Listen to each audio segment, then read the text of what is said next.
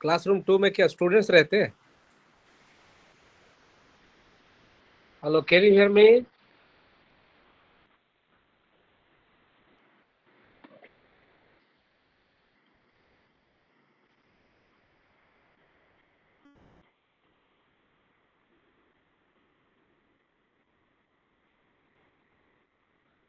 Hello ma'am,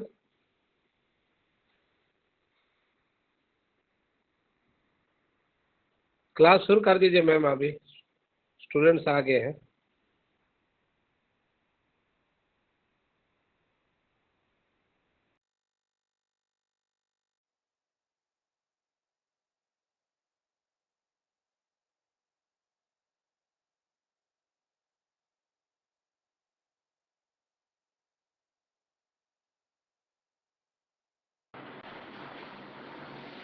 आप लोग को सुनाई दे रहा है क्या कुछ? मेरे को कुछ सुनाई नहीं दे रहा है। हाँ हाँ सुबुज।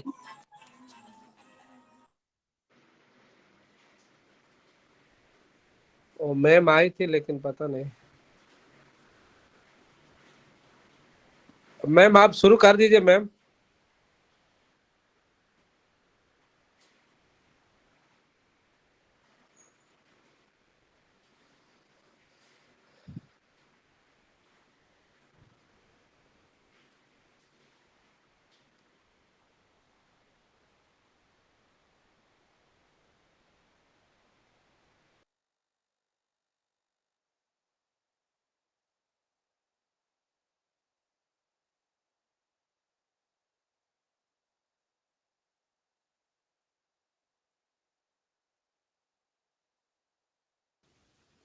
Hello hello. Yes ma'am, yes, आ गए बहुत सारे लोग। हाँ हाँ हाँ, ठीक है। मेरी आवाज आ रही है ना अभी आप लोग को? आप जी सुन जी पा रहे जी। हैं मुझे? ठीक है।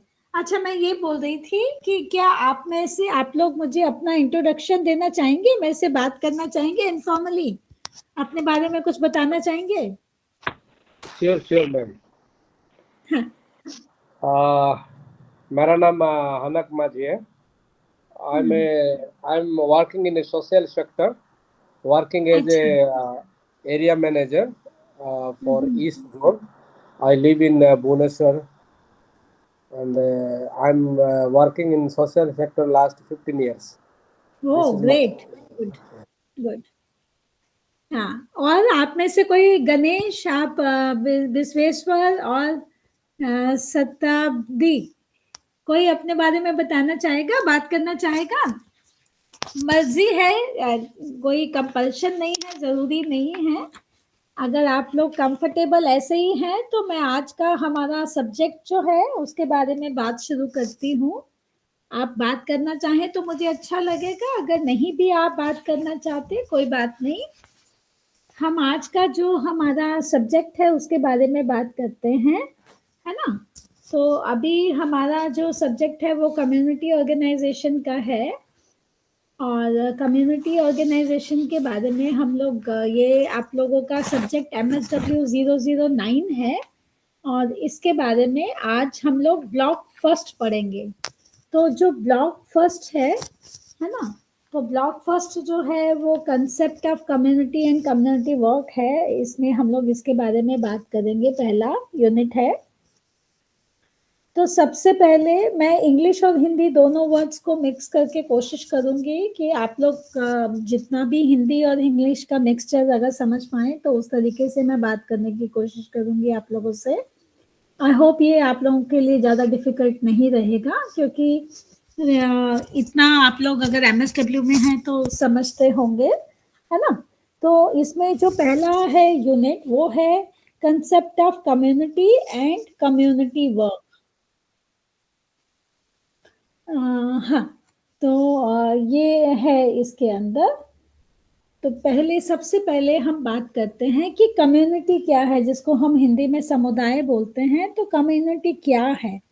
तो जो कम्युनिटी है हम लोग बोलते हैं कि उसका जो सेंट्रल फोकस जो है सोशल वर्क प्रैक्टिस में, जब से की शुरुआत हमारी दुनिया की सोसाइटी की हुई, तब से ही कम्युनिटीज जो हैं उनका बहुत ही इम्पोर्टेंट रोल है हमारे सोशल सिस्टम के अंदर, जो लोगों की जिंदगी के साथ मतलब एज एन इंडिविजुअल या एज अ ग्रुप है उसको आइडेंटिफाई करता है।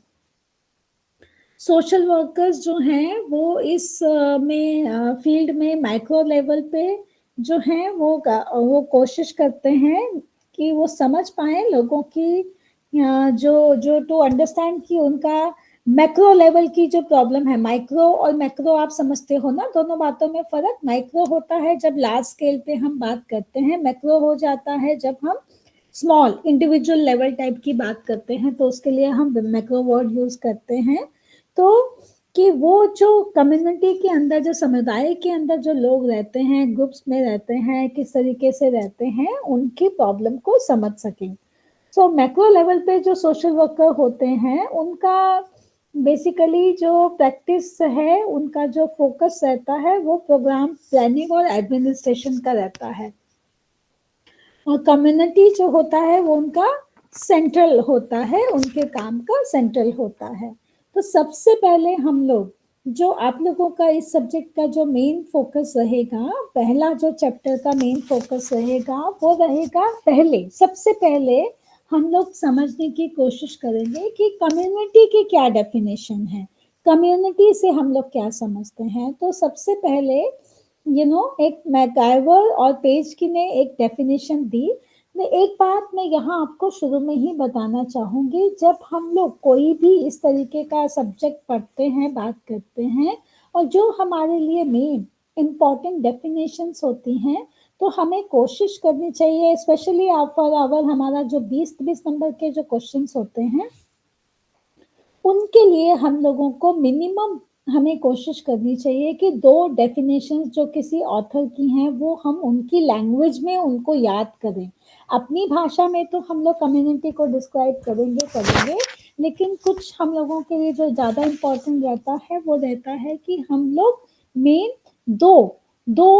मिनिमम 2 डेफिनेशंस जो हैं उनको याद करें। तो ये मैं बात कर रही थी पहले मैकगाइवर and page.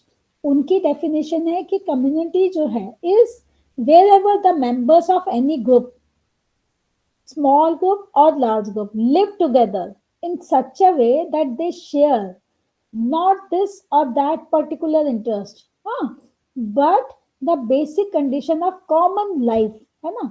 We call such a group as community. So आप समझ रहे हैं ना कि हम जो, जैसे वो ये कहना चाह रहा है ना कि हम किसी भी समाज में जो है ना, कि वो किसी भी ग्रुप का, वो ग्रुप छोटे साइज का भी हो सकता है, ग्रुप बड़े साइज का भी हो सकता है। जब हम कुछ लोग इकट्ठे रहते हैं तो हम शेयर करते हैं एक पर्टिकुलर तरीके का इंटरेस्ट, है ना। और हमारी जो बेसिक कंडीशन कॉमन लाइफ है वो एक ग्रुप के जैसे जो कम्युनिटी में रहकर होती है। फिर एक और रॉबर्ट बेला ने जो डिफाइन किया, उन्होंने बोला कि it is a group of people who are socially interdependent, मतलब वो सोशली सामाजिक तरीके से इंटरडिपेंडेंट हैं, जो पार्टिसिपेट करते हैं टुगेदर इन डिस्कशंस, है ना, and decision making, who share certain practices that both define the community and are nurtured by it. So ये एक डेफिनेशन है। फिर एक और है इसमें ब्रायन मोनोन की, कि community is relatively self sufficient population, है ना, residing in a limited geographical area, bound together by feelings of unity and interdependency. You see, हम लोग जो भी डेफिनेशन हम कम्युनिटी की बात कर रहे हैं, तो हम हमेशा हर जगह बात कर रहे हैं कि लिमिटेड जोग्राफिकल एरिया होता है, लिमिटेड जोग्राफिकल एरिया होता है जहाँ पे हम लोग जो है एक इंटरडिपेंडेंसी हमारी एक दूसरे के साथ होती है और उसमें हम लोग रहते हैं, है ना। इसमें एक और है डेफिनेशन जिसके अंदर भी ये बात किया गया कि जिसमें भी उन्होंने 2-3 तरीके से समझाने की कोशिश की गई कि ये एक सोशल ग्रुप होता है जो किसी भी साइज का होता है, जहाँ पे कुछ लोग एक ही लोकेलिटी में, है ना, इकट्ठे रहते हैं, उनका कल्चरल और हिस्टोरिकल हेरिटेज होता है कॉमन। एक फिर उन्होंने दूसरी बात बोली कि वो कॉमन कैरेक्टरिस्टिक्स या कॉमन इंटरेस्ट शेयर करते हैं। फिर उन्होंने एक और बात बोली कि जैसे विलेज, टाउन या सिटी जो है उसमें भी उनका क्लोज एसोसिएशन होता है एक दूसरे के साथ। तो इस तरीके से उन्होंने कम्युनिटी को डिफाइन किया। फिर यहाँ पे आगे बात की गई वर्चुअल कम्युनिटी। तो वर्चुअल कम्युनिटी हो गया, जैसे हम लोग इंटरनेट वगैरह यूज करते हैं तो उस तरीके से जो हमारा फिजिकल उसमें नहीं आता, वर्चुअल सेंस में आता है। तो उसमें उन्होंने बताया कि वर्चुअल कम्युनिटी मतलब ऑनलाइन कम्युनिटी, है ना। ऑनलाइन कम्युनिटी का क्या मतलब है कि इसका मतलब है is a group of people जिनके प्राइमरी इंटरेस्ट जो हम कम्युनिकेशन करते हैं एक दूसरे के साथ, मीडिया के साथ, जैसे न्यूज़ लेटर है, टेलीफोन है, ईमेल है, कोई भी हमारे इंस्टेंट मैसेजेस हैं, है ना। इसमें फेस टू फेस हमारा टच नहीं है, फॉर हमारा सोशल, प्रोफेशनल, एजुकेशनल या किसी भी पर्पस से। सो उसको हम वर्चुअल कम्युनिटी कहते हैं। सो आज के टाइम में हमारा मतलब it's like now we are having this online kind of a meeting. So this is a kind of a हम लोगों का एक वर्चुअल कम्युनिटी हो गई, that we are meeting for a particular cause, for a particular reason, for a professional purposes, और हम उसके लिए एक दूसरे से मिल रहे हैं, बात कर रहे हैं और सीखना चाहते हैं। तो वर्चुअल कम्युनिटी का जब बोला गया कि ये रिप्रेजेंट करता है newer forms of human association, नए तरीके ह्यूमन एसोसिएशन के डिफरेंट नए तरीकों की बात करता है। और इसमें कम्युनिटीज ऑफ इंटरेस्ट जो हैं वो जो गोल ओरिएंटेड होती हैं, जैसे मैं भी बात कर रही हूँ कि आज का हम लोगों का या भी हमारी हर सब्जेक्ट की 4 क्लासेस होती हैं, तो एक स्पेसिफिक पर्पस है दैट वी आर मीटिंग, हम लोग वर्चुअली मिल रहे हैं एक दूसरे के साथ, एक दूसरे से एक सब्जेक्ट में हम लोग पढ़ाई करके प्रोफेशनली उस सब्जेक्ट के बारे में जानना चाहते हैं, सीखना चाहते हैं। तो हमारा ये एक गोल हो गया, उसकी वजह से हम लोग आपस में मिलके और बात कर रहे हैं, है ना। तो ये इसके अंदर हमें बताया गया। इसके बाद हमें बोला गया कि हम कैसे समझते हैं अंडरस्टैंडिंग कम्युनिटी। तो जब अंडरस्टैंडिंग कम्युनिटी की बात की गई तो यहाँ पे एक बोला गया कि जर्मन सोशियोलॉजिस्ट हैं जो 1800 की सदी में जब आए थे, तो इसमें बताया गया एक जो है उनका वो बताया गया कि एक वर्ड यूज किया गया जेमिनाई स्कार्फ, है ना। तो उसमें उनके हिसाब से बोला गया कि इसके अकॉर्डिंगली जो कम्युनिटीज हैं वो बेस्ड हैं natural, personal, informal, face to face, natural भी है, पर्सनल भी है, इनफॉर्मल भी है, face to face social relationship, जिसके ऊपर जिसमें इंडिविजुअल्स हैं वो एक्सेप्ट करते हैं फॉर कि वो कौन है, who they are and now what they have done, you know. तो हु दे आर बेसिकली उनके उसके अकॉर्डिंग, इस उस के सेटअप के अकॉर्डिंग कि ये एक natural, personal, informal, face to face social relationship है, जिसको मेन इसमें फोकस डाला गया। उसके बाद जो बात की गई वो बोला गया कि इसमें एक है वो गेसेल्सकाफ कम्युनिटीज, है ना। तो ये क्योंकि बोला जर्मन सोशियोलॉजिस्ट है, so these are two German words, Gemeinschaft और जेसेल्सकाफ। सो जेसेल्सकाफ के अकॉर्डिंग इसको बोला गया कि रेशनल सेल्फ इंटरेस्ट, है ना, एंड और इनका जो एम्फेसिस रहता है कि स्पेशलाइज्ड सेगमेंटेड सोशल इंटरेक्शन है, स्पेशलाइज्ड सोशल इंटरेक्शन जो है उसको बोला गया। यहाँ पे इन्होंने ये एक और इसको बताया गया है कि कम्युनिटी का मतलब है कि शेयर्ड फिजिकल और जोग्राफिकल कम्युनिटी, है ना। और दूसरा बोला गया शेयर्ड इंटरेस्ट।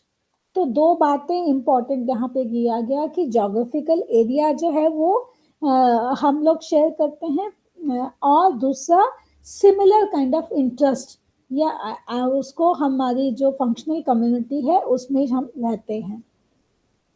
इसके बाद यहाँ बोला गया कि कम्युनिटीज ऑफ इंटरेस्ट।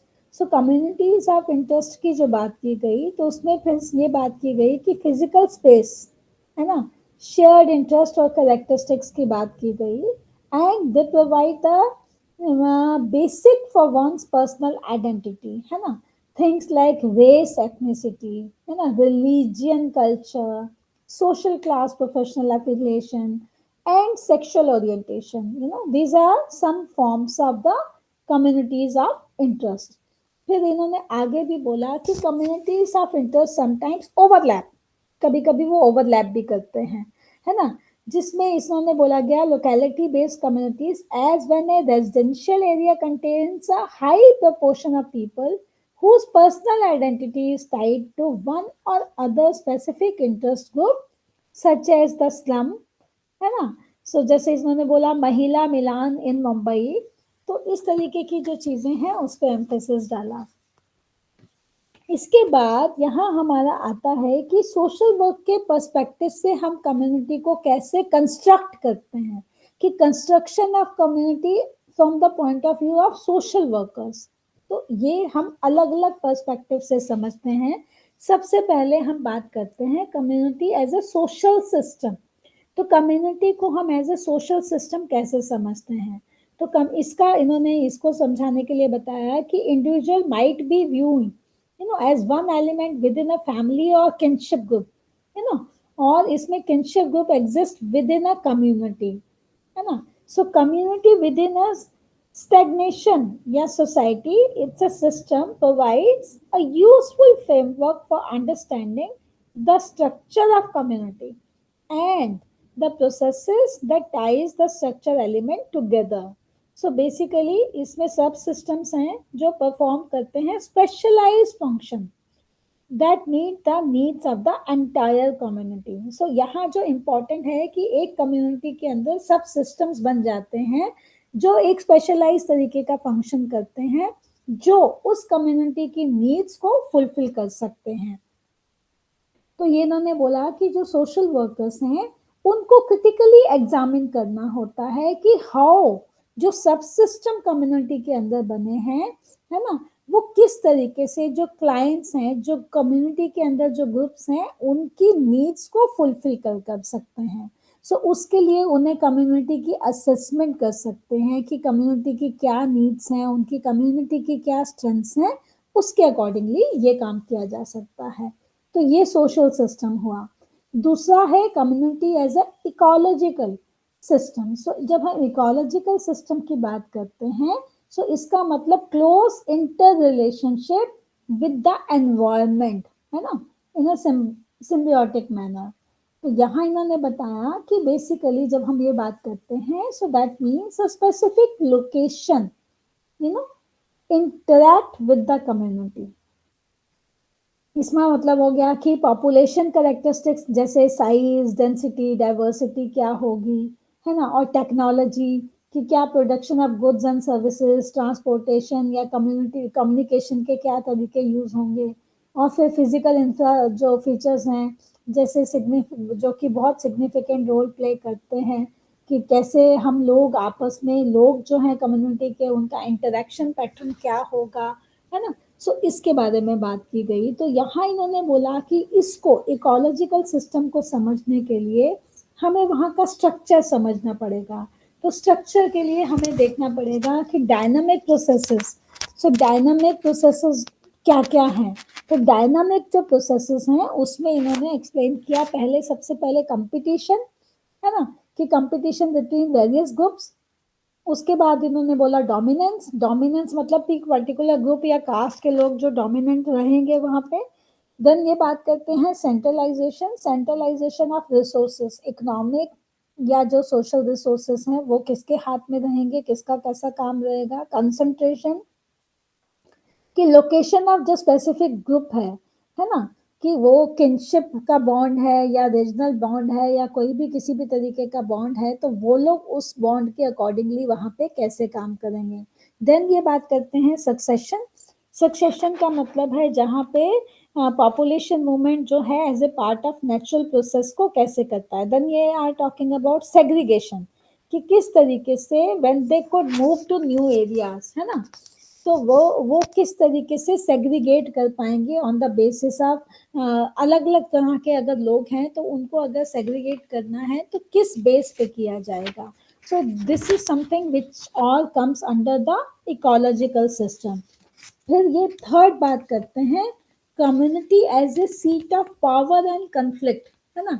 तो जब हम कम्युनिटी की बात करते हैं तो वहाँ पे कुछ लोगों के पास ज़्यादा पावर होती है, some may be the leader, some may take interest to do things. So जब हम बात करते हैं तो उन्होंने यही बोला कि पॉलिटिकल इंटरेस्ट या कॉन्फ्लिक्ट जो है वो पॉलिटिक्स की वजह से भी हो सकते हैं। तो बेसिकली हमें कम्युनिटी को उसके अकॉर्डिंगली समझना पड़ेगा कि किस तरीके का, मतलब कौन है जो कि पावर से रिलेटेड काम करना चाहता है और कौन है जो अलग तरीके से, डिफरेंट तरीके से जो एक कम्युनिटी है उसमें डिसीजन मेकिंग का काम कौन ले पाएगा, रैशनल प्लानिंग के कोलैबोरेशन के साथ, कोऑर्डिनेशन के साथ किस तरीके से हम ये जो वेरियस कॉन्फ्लिक्ट एरियाज भी हो सकते हैं उनको ध्यान में रखते हुए काम कर सकते हैं। तो ये है। इसके बाद बात की गई करेक्टरिस्टिक्स ऑफ ए कम्युनिटी कि एक कम्युनिटी की क्या विशेषताएं होती हैं। तो कम्युनिटी की जब हम बात करते हैं तो सबसे पहले ह्यूमन स्केल।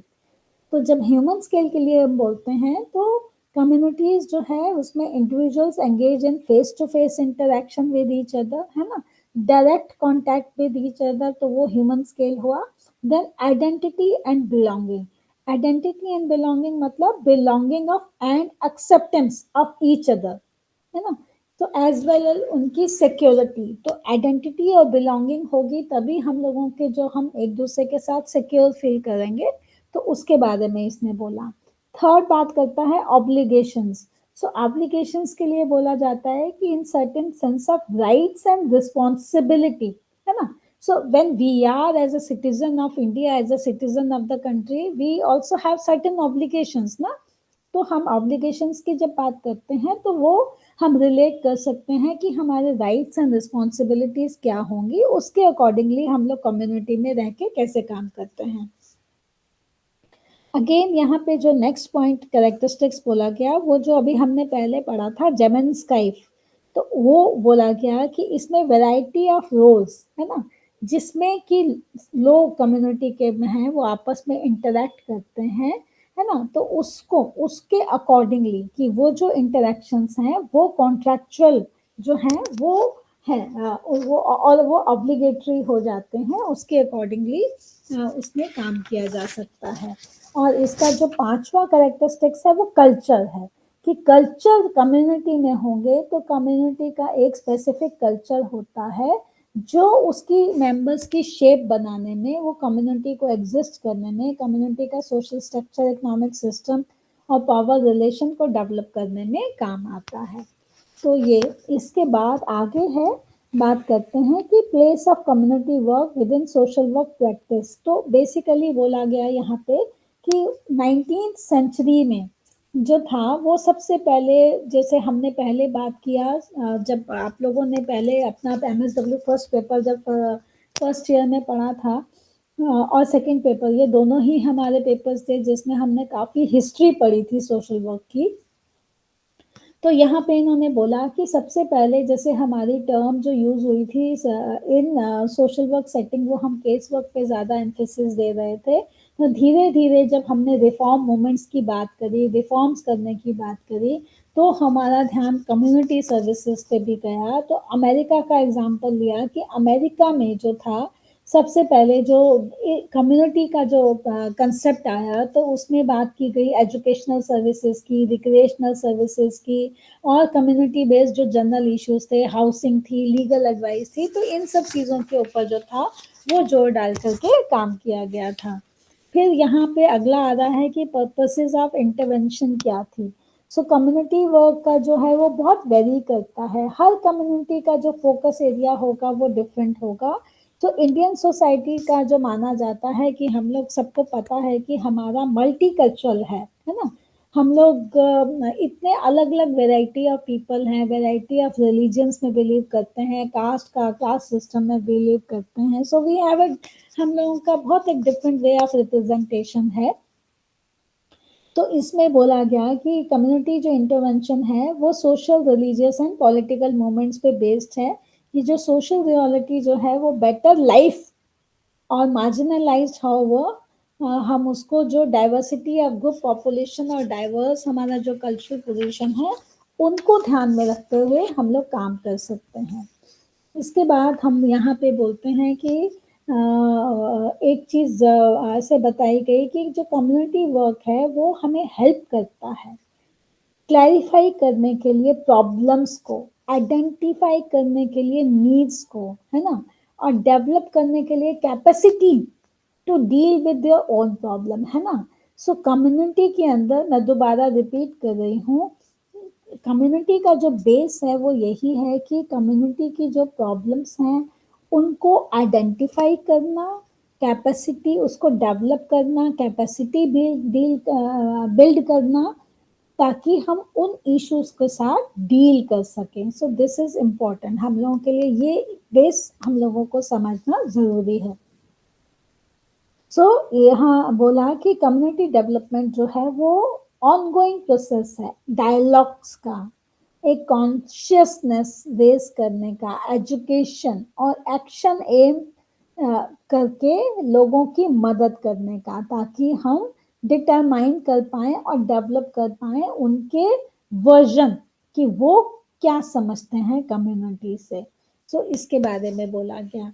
तो कम्युनिटी जो प्रोग्राम है उसको बोला गया कि वो रियल लाइफ एक्सपीरियंसेस, है ना, suffering and aspirations of the people जो है उस पे बेस हो सकते हैं।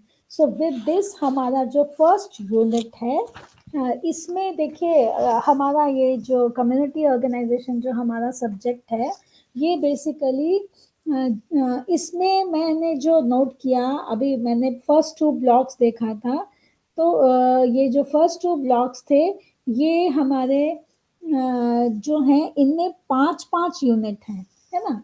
जनरली आप देखोगे हर सब्जेक्ट में 4 यूनिट्स होते हैं, एक्सक्यूज,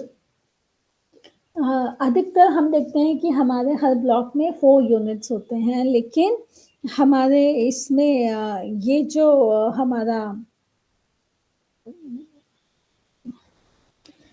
जो ब्लॉक है यहाँ पे हमारे बेसिकली 5 यूनिट्स हैं। तो अब हमारा जो सेकंड यूनिट है वो बात करता है हमारी अर्बन कम्युनिटीज़ की, कि हम लोग अर्बन कम्युनिटीज़ के बारे में क्या सोचते हैं, क्या समझते हैं। तो urban communities is our second unit, ठीक है। तो जब हम अर्बन कम्युनिटीज़ की बात करते हैं तो उसको हम लोग बोल सकते हैं कि ये सिटी या टाउन है, ये जो इसको हम बोला जाता है कि ये होमोजीनियस नहीं है। होमोजीनियस मतलब जो सेम काइंड के, एक ही तरीके के रहने वाले लोग, उस तरीके से नहीं है। इसको हम होमोजीनियस नहीं मानते हैं। हमारा जो अर्बन एरिया होता है ना, उसका एक डिफरेंट तरीके का डेमोग्राफिक स्ट्रक्चर होता है, इकोलॉजिकल स्ट्रक्चर होता है, सोशल कल्चरल उसके एट्रीब्यूट्स होते हैं, है ना। ये सब चीज़ें हमारी जो अर्बन कम्युनिटी में होती हैं वो बहुत अलग तरीके की होती हैं, बहुत ही एक डिफरेंट तरीके का जो हमारा पर्सपेक्टिव होता है वो हम लोग देखते हैं।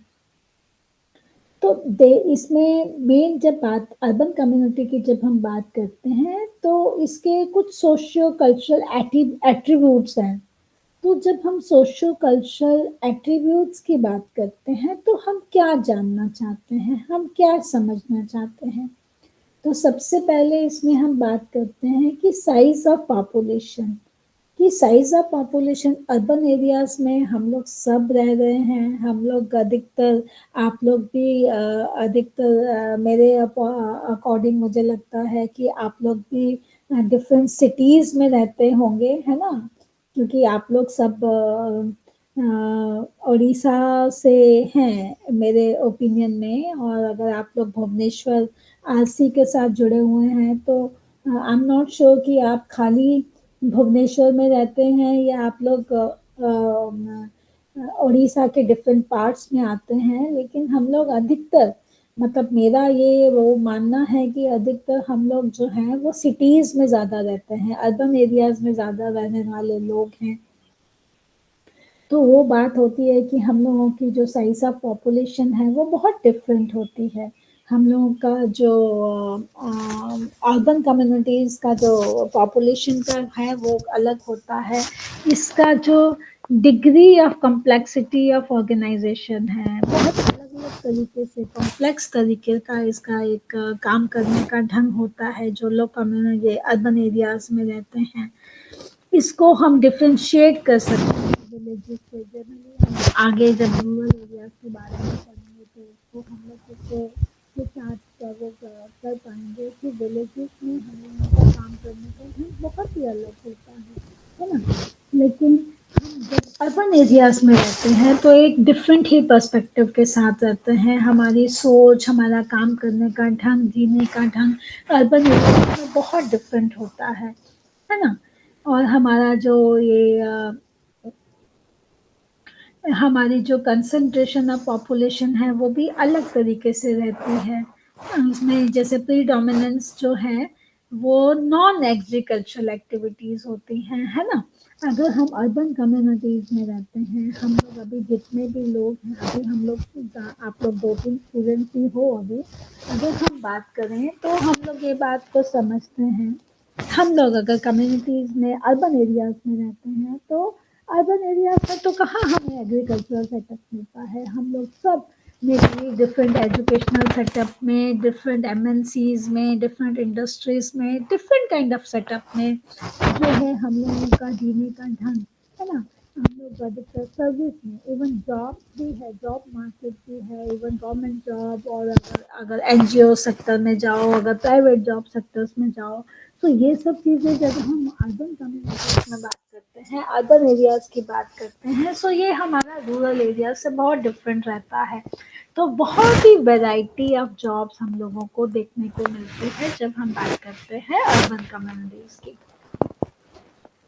तो इसमें सोशियोलॉजिकल अंडरस्टैंडिंग के पॉइंट ऑफ व्यू से अलग अलग जैसे ऑथर्स हैं उनका अलग अलग टेक है।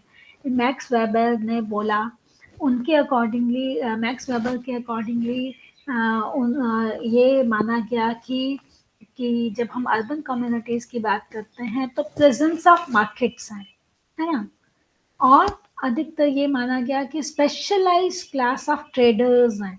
तो वो सब चीज़ें तो हमें कम्युनिटीज़, अर्बन कम्युनिटीज़ में ही देखने को मिलेगी ना। डिफरेंट तरह के ट्रेड्स, डिफरेंट तरह के ट्रेडर्स, अलग अलग तरीके का व्यापार करने वाले लोग, है ना। मार्केट्स, जितना मार्केट्स है, कितना जब शॉपिंग के लिए निकलना होता है, आज के टाइम में तो हम मॉल्स की बात करते हैं, जगह जगह हर जगह मॉल्स ही मॉल्स होते जा रहे हैं। सो ही बेसिकली एम्फेसाइज्ड ऑन कि मार्केट्स और जो क्लास ऑफ ट्रेडर्स हैं वो एक अलग ही तरह का स्पेशलाइज्ड हमें जो तरीका है वो देखने को मिलता है अर्बन एरियाज में।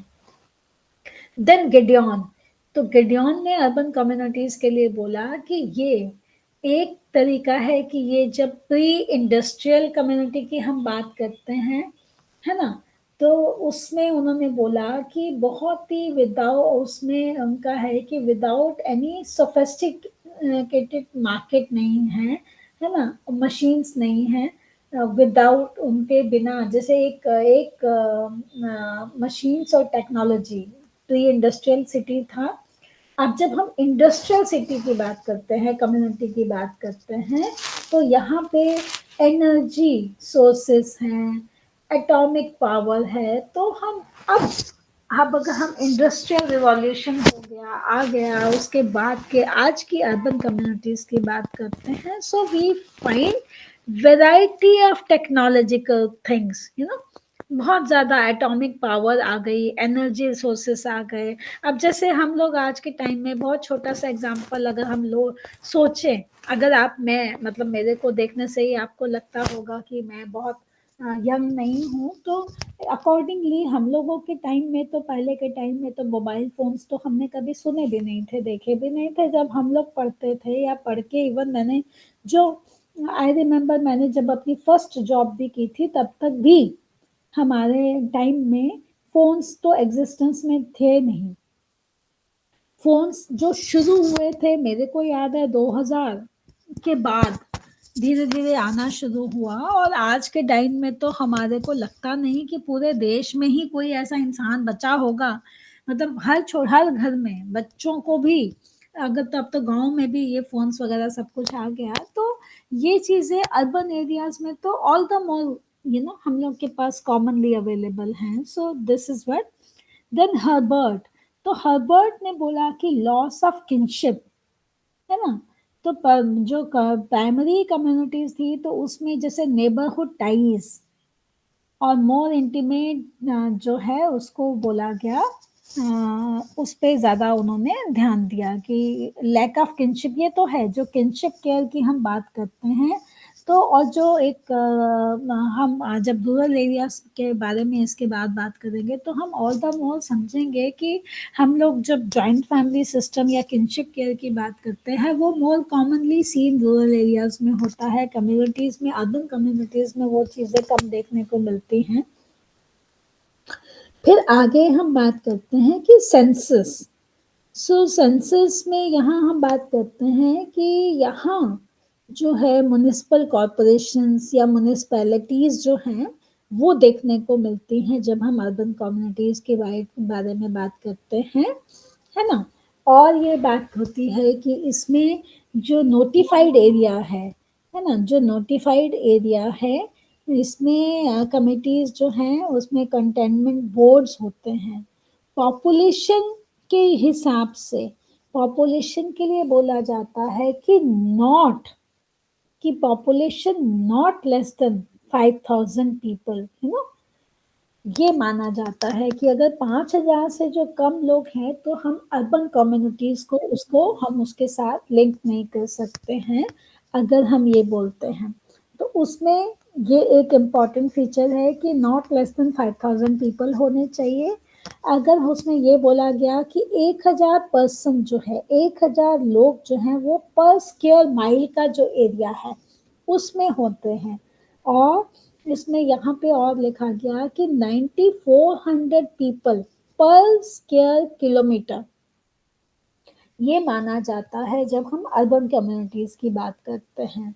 और यहाँ पे जो बताया गया कि 75% पीपल जो अर्बन कम्युनिटीज में रहने वाले हैं वो नॉन एग्रीकल्चर सेक्टर में काम करते हैं.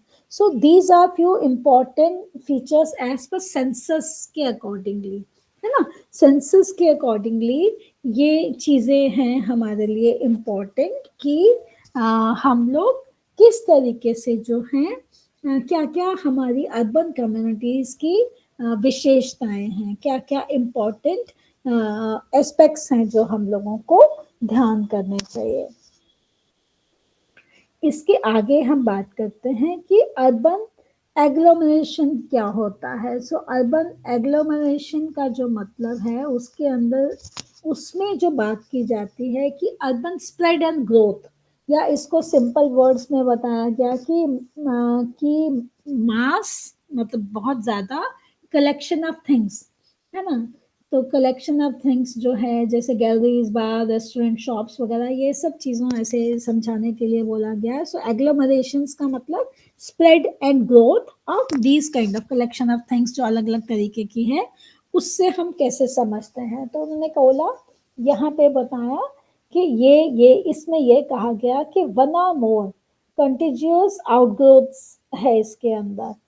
फिर इसमें बोला गया कि 2 और मोर adjoining towns with or without outgrowths हो सकते हैं.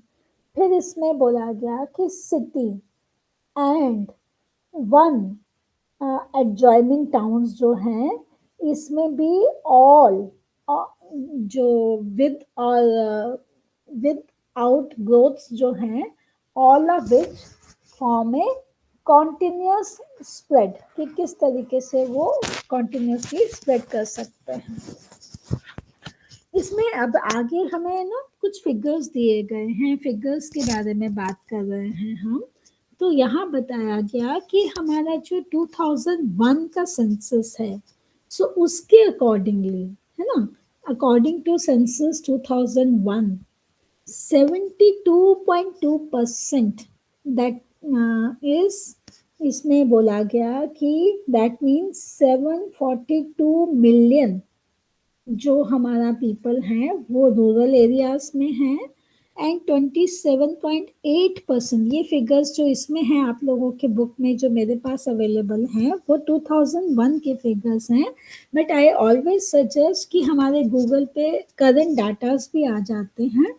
So for examination point of view, always try to see the latest figure, especially 2021 का सेंसस के अकॉर्डिंगली जो फिगर्स हैं हम लोग उसको कोट कर सकते हैं.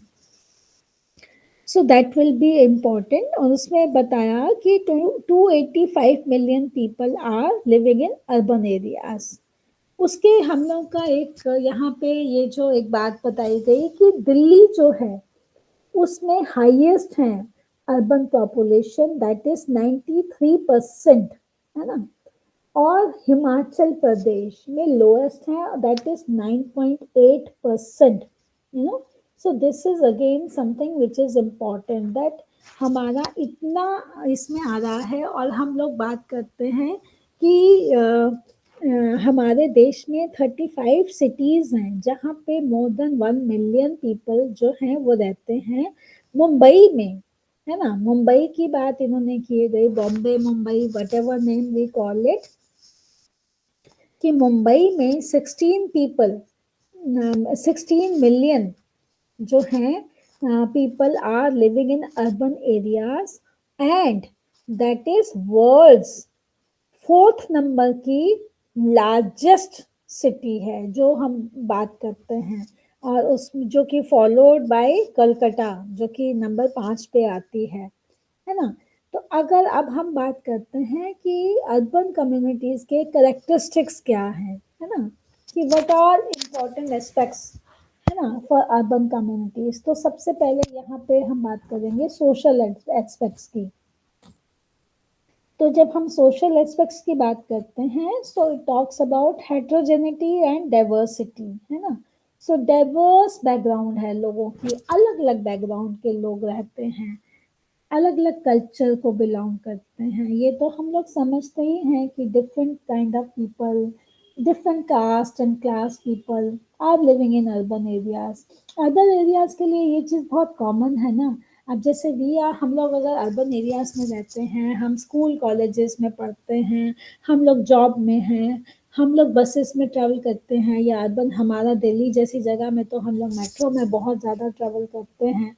So if we are travelling by कोई भी पब्लिक ट्रांसपोर्ट अगर हम लोग यूज़ करते हैं तो वो यूज़ करते समय क्या कभी हम लोग ये सोचते हैं कि हमारे साथ वाला बंदा, बैठा हुआ जो बंदा है वो किस कास्ट का है, किस क्लास का है, या किस रिलीजन का है. हम लोग इस तरीके से कभी नहीं सोचते हैं. हमें पता भी नहीं होता, हमारा ध्यान भी नहीं जाता, और हमारे पास इतना टाइम भी नहीं होता. हमें ट्रैवल करना है, पब्लिक ट्रांसपोर्ट यूज़ करना है, बिकॉज हमें एक जगह से दूसरी जगह पहुंचना है. और हर समय तो हम लोग अफोर्ड नहीं कर सकते कि हम लोग कैब्स के साथ जाएं या ऑटोज में ट्रैवल करें. तो that is not possible, you know, every day in day to day life. वो तो सबके लिए प्रैक्टिकली पॉसिबल होता नहीं है. So if we are using public transportation, public way of moving from one place to other place, या हम लोग स्कूल्स कॉलेजेस में या यूनिवर्सिटीज में या जॉब में सेक्टर में कहीं भी हैं, तो हमें थोड़ी पता रहता है कि हमारे साथ में जो बंदा बैठा है वो किस क्लास कास्ट का है या किस रिलीजन का है. It doesn't matter. So urban communities के लिए ये चीज़ काफ़ी मैटर करती हैं.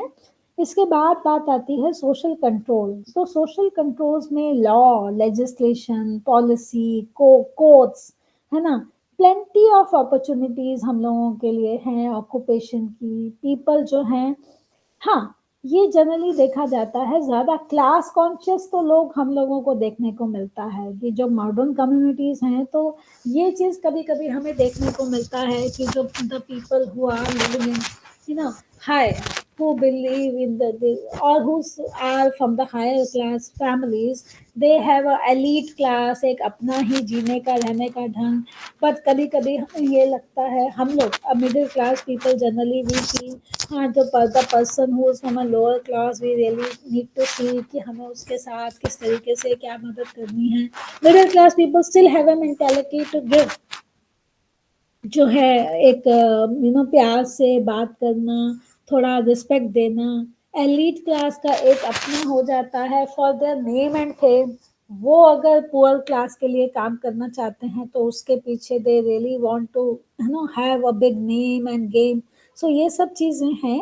सो सोशल कंट्रोल जो लॉज एंड लेजिस्लेशन या पॉलिसीज की बात करते हैं या कोर्ट्स की बात करते हैं, तो ये हमें ज्यादा अर्बन कम्युनिटीज में ये कंसेप्ट देखने को मिलता है। तो दूसरा जो हमारा करेक्टरिस्टिक्स आता है वो है caste and class in urban area. So caste and class system जो है, कास्ट एफिलिएशन जो है ना, उसमें किनशिप टाइप्स, इन सब चीज़ों पे भी थोड़ा सा ध्यान दिया जाता है। जो इंडिविजुअल मेंबर्स हैं, जैसे रेजिडेंशियल एसोसिएशंस बनाई जाती हैं, प्रोफेशनल ऑक्यूपेशनल एसोसिएशंस बनाई जाती हैं, सोशल और रिक्रिएशनल क्लब्स बनते हैं। सो इस तरीके से ना बहुत अलग अलग हम लोगों का एक वो रहता है कि एक डिफरेंट ही तरीके से हम लोग अर्बन कम्युनिटीज में काम करना पसंद करते हैं। जैसे को existence of various kind of social relationship, है ना।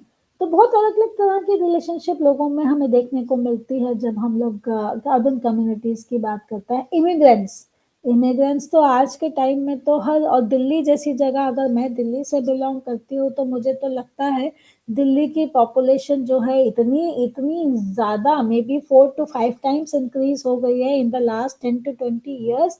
इतने migrants from all over India are coming to Delhi, क्योंकि दिल्ली कैपिटल है, लगता है लोगों को जॉब अपॉर्चुनिटीज बेटर हैं, काम की सुविधाएं मिलेंगी। तो इमिग्रेंट्स जो हैं, जो वो हम लोगों को कंपैरेटिवली अर्बन कम्युनिटीज में ज़्यादा देखने को मिलते हैं। देन बात आती है, नेक्स्ट आता है फैमिलीज एंड अर्बन एरियाज। तो फैमिली तो हर जगह ही एक यूनिट है सोशल लाइफ के लिए। वर्किंग मदर्स जो है वो हमें अर्बन कम्युनिटीज में, अर्बन एरियाज में ज़्यादा देखने को मिलेंगे, है ना। और मैरिज की जो एज है, अब जैसे अभी हम लोग आप लोग यहाँ पे जो मैं देख पा रही हूँ, दो लड़कियां हैं। बट अधिकतर जो हम लोग ये देखते हैं कि अगर we belong to urban communities, urban areas में अगर हम लोग बिलोंग करते हैं, तो हम लोगों का, है ना, मैरिज जो एक पुराने जमाने में होता था कि लड़की 18 साल की हो गई, 20 साल की हो गई तो शादी कर दो, और आज के टाइम में अर्बन एरियाज में तो ये कंसेप्ट इतना कॉमन है। दिल्ली जैसी जगह, बॉम्बे जैसी जगह पे, मेट्रो सिटीज में तो बहुत ज्यादा कॉमन है कि गर्ल्स आज की डेट में are not getting married even at the age of 25 क्या 30 30 32 35 35 साल भी लड़कियां शादी नहीं कर रही हैं। सो एज, मैरिज एज जो है वो पोस्टपोन होती जा रही है टाइम के साथ साथ। लोग even girls are more interested in higher education और एक अच्छे जॉब प्रोस्पेक्ट्स को देखना करना, इन सब चीज़ों पे ज़्यादा वो ध्यान जाता है। अच्छा, अब और proportion of single person increase हो रहा है। तो अर्बन कम्युनिटीज में ये भी देखने को मिलता है कि कितनी लड़कियां हैं दे आर प्लानिंग की नहीं, they don't want to get married, या अगर लड़के भी हैं या किसी के अगर हस्बैंड या वाइफ में से एक स्पाउस की डेथ हो गई है या डाइवोर्स हो गया है, सेपरेशन है, वो केसेस भी ज़्यादा देखने को मिलते हैं हमें अर्बन कम्युनिटीज़ में। तो सिंगल पर्सन का जो रहने का है वो प्रोपोर्शन जो है, अगर हम बात करते हैं रूरल एरिया से, तो वो हमें अर्बन एरियाज में, अर्बन कम्युनिटीज़ में ज़्यादा देखने को मिलता है। Families comparatively smaller in size है। अधिकतर अधिकतर अगर मैं अगेन बात करती हूँ, अगर मैं मेट्रो सिटीज़ की बात करूँ तो ज़्यादा है कि 1 या 2 बच्चे, है ना। अगर कोई भी फैमिली, कोई भी लड़का लड़की शादी करते हैं तो आज के टाइम में जनरली ये ट्रेंड है कि 1 या 2 बच्चे करने हैं, उससे ज़्यादा बच्चे नहीं करने हैं। कि अगर एजुकेटेड क्लास है तो educated class all the more वो फील करती है कि भैया हमें अपने रिसोर्सेज भी देखने हैं, अपना टाइम भी देखना है, कि क्या अगर दोनों हस्बैंड वाइफ वर्किंग है, do we have time to raise more children, है ना। तो ये सब चीज़ों को देखते हुए जो हमारा है कि फैमिली का जो साइज है वो स्मॉल हो रहा है। और एक और जो इसमें पॉइंट दिया गया कि लिव इन चीपर अकोमोडेशन, तो ये भी कोशिश करते हैं कि अगर अपना घर है तो ठीक है, अदरवाइज वी लुक फॉर कि कहीं पे हमें सस्ते रेट का, मतलब कहीं पे हमें कम से कम रेंट देना देना पड़े, तो ऐसी अकोमोडेशंस को ढूंढने की कोशिश जो है वो ज़्यादा की जाती है। फिर बात आती है इकोनॉमिक एस्पेक्ट्स की। तो इकोनॉमिक एस्पेक्ट्स की जब हम बात करते हैं तो अर्बन कम्युनिटी जो है वो प्री डोमिनेटेड है इंडस्ट्रियल और सर्विस सेक्टर। इंडस्ट्रीज ज़्यादा हैं हमें पता है, सर्विस सेक्टर, एम्प्लॉयमेंट, है ना, private sector, government sector, whatever wherever, है ना। तो ये गवर्नमेंट जॉब्स के लिए भी तो जो ऑफिसेस हैं वो अधिकतर जो हम लोगों को अर्बन कम्युनिटीज़ में ही देखने को मिलते हैं। तो इंडस्ट्रीज भी हमारी कम्युनिटी ये जो ज़्यादा से ज़्यादा अर्बन कम्युनिटी एरियाज में मायने जाती है। तो greater diversity of labour force, तो लेबर फोर्स का भी जो काम करने का ढंग है, तरीके हैं, अलग अलग तरीके का जो लेबर फोर्स एम्प्लॉयमेंट है वो भी हमारा अर्बन कम्युनिटी में ये देखने को मिलता है। यहाँ पे एक और बात बताई गई कि 2 टाइप्स ऑफ सेक्टर हमें ज़्यादा वो है, एक है ऑर्गेनाइज्ड सेक्टर और दूसरा है ऑर्गेनाइज्ड के साथ फॉर्मल वर्ड भी यूज़ किया गया।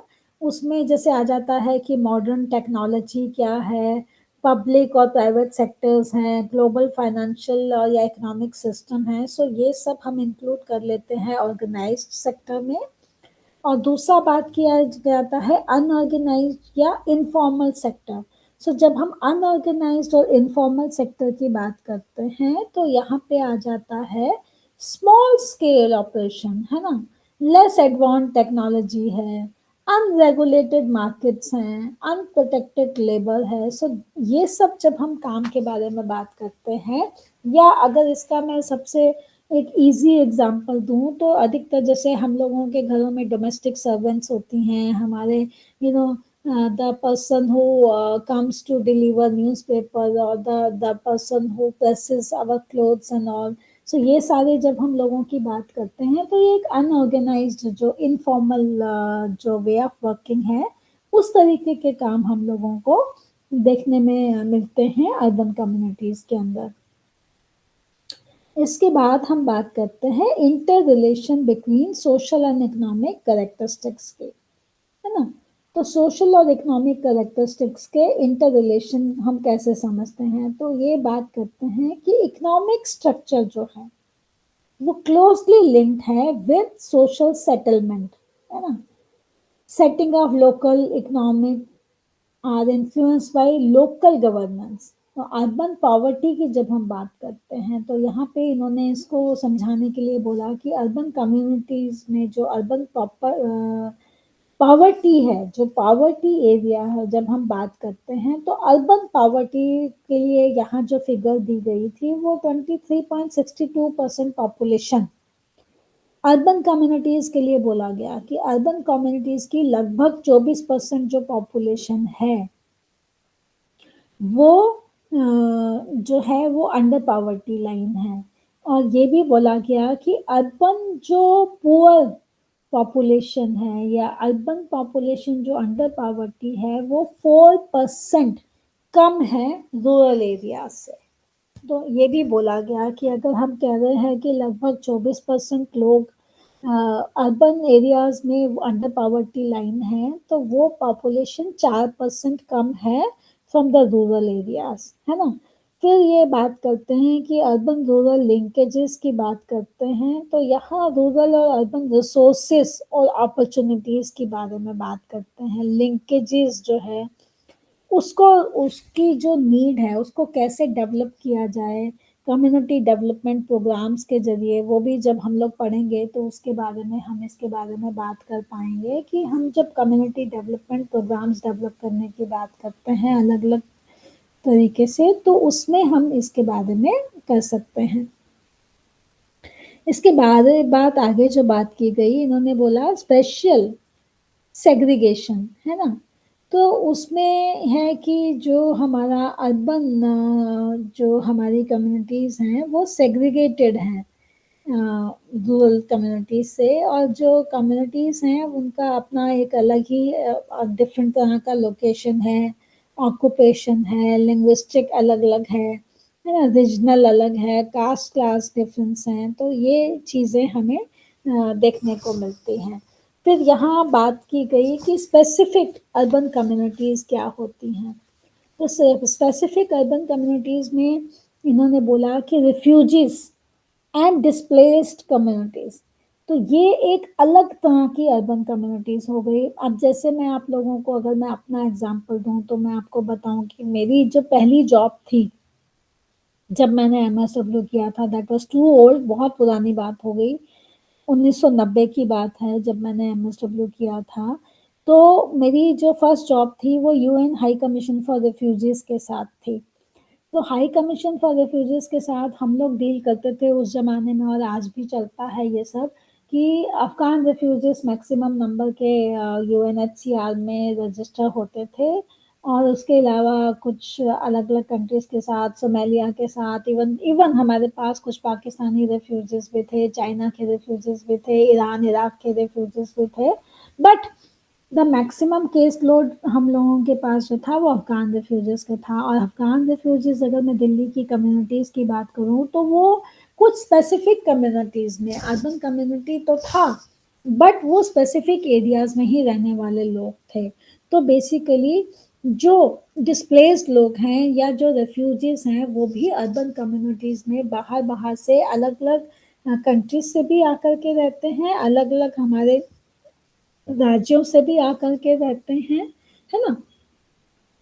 तो वो अलग अलग तरीके से लोग आके रहते हैं, और उनको भी, उनके लिए भी, जैसे यूएनएचसीआर में ये रहता था कि वो रेफ्यूजी स्टेटस रेफ्यूजीज को मिलता था, उनकी हेल्थ, एजुकेशन और उनकी फाइनेंशियल स्टेट को देखते हुए उनको अलग अलग तरह की सुविधाएं दी जाती हैं। आज भी यूएनएचसीआर इज वर्किंग, है ना, फॉर द जो और अलग अलग कंट्रीज के लोग जो रेफ्यूजीज इंडिया में आए हैं उनकी मदद करने के लिए। तो UNHCR is working all over the world, UNHCR is functional, तो हर जगह काम करता है। तो इंडिया में भी यूएनएचसीआर इज वर्किंग, और मेनली इस ऐसी ऐसी कंट्रीज के जो रेफ्यूजीज हैं वो यहाँ आके रहते हैं, उन लोगों के साथ काम करते हैं।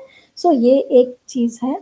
दूसरा, जो जब हम स्पेसिफिक अर्बन कम्युनिटी की बात करते हैं तो दूसरा आता है इसके अंदर स्लम्स।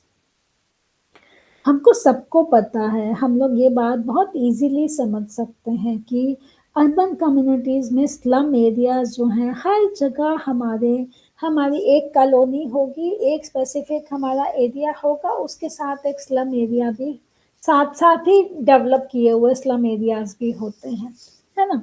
तो स्लम एरियाज जो हैं वो अधिकतर हर टाउन में, हर सिटी में देखने को मिलता है, और उसमें ये माना जाता है कि 300 की जो पॉपुलेशन या 60 टू 70 हाउस होल्ड्स जो हैं वो पुअरली बिल्ट कंजेस्टेड एरियाज में रहते हैं।